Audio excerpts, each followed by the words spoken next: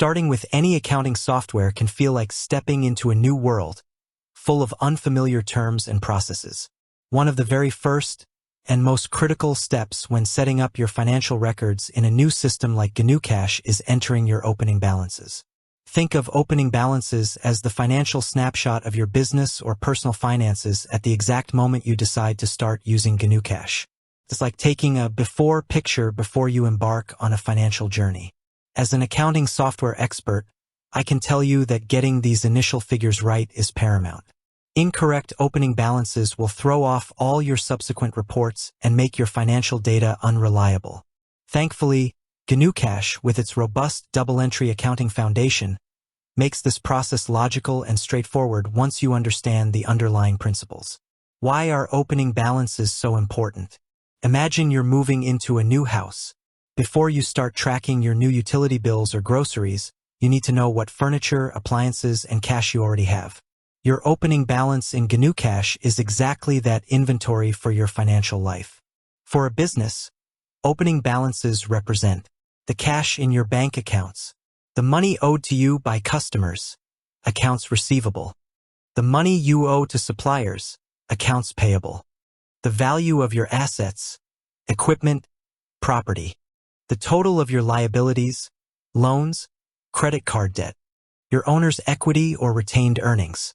For personal finances, it includes the balance in your checking and savings accounts, the outstanding balance on your credit cards, the balance on any loans, mortgage, car loan, the value of investments. Without these starting points, GnuCash wouldn't know your financial position, and any transactions you enter afterward would lack context, leading to inaccurate reports. The double-entry principle and opening balances. GnuCash operates on the double-entry accounting principle. This means every financial transaction has two sides, a debit and a credit. For every debit, there must be an equal and opposite credit. This system ensures that your books are always balanced. When entering opening balances, you'll be using a special account called Equity, Opening Balances, or sometimes just Opening Balances.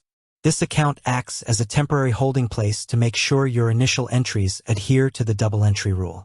It's like a balancing pole for a tightrope walker. It helps you maintain equilibrium as you set up your initial accounts.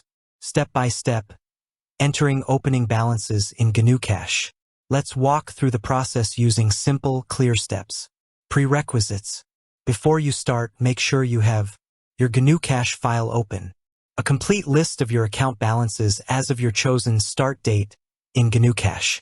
This might come from your previous accounting software's balance sheet or trial balance, bank statements, credit card statements, loan statements, a manual list of assets and liabilities. The process. Step 1. Navigate to the account register. In GnuCash, locate the account for which you want to enter an opening balance. For example, if you're entering the balance for your main checking account, go to Assets, Bank, Checking Account. Double-click on the account name in the main account tree to open its register. Step 2. Create a new transaction for the opening balance. In the register window, you'll see a row for entering new transactions. Date. Enter the date on which you are starting to use GnuCash for these records. This is your cutoff date from your old system or the date you took your financial snapshot. Number. Optional, you can leave this blank or enter OB for opening balance. Description. Enter a clear description, such as opening balance or initial balance. Transfer. This is the most crucial part for opening balances. This field indicates the other account involved in the double entry. For an opening balance, you will select Equity, Opening Balances.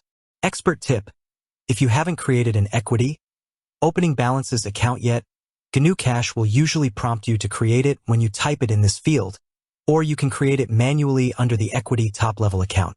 Step 3. Enter the balance amount.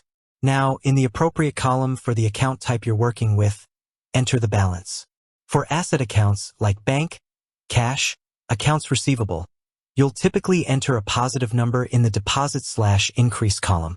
For liability accounts like credit card, loan payable, accounts payable, You'll typically enter a positive number in the withdrawal/decrease column. For equity accounts, like owner's capital, retained earnings, you'd enter it in the deposit/increase column for a positive balance, net worth. For income accounts, you usually don't set an opening balance directly unless you're migrating mid-period and need to account for income already earned but not yet recorded in an asset account.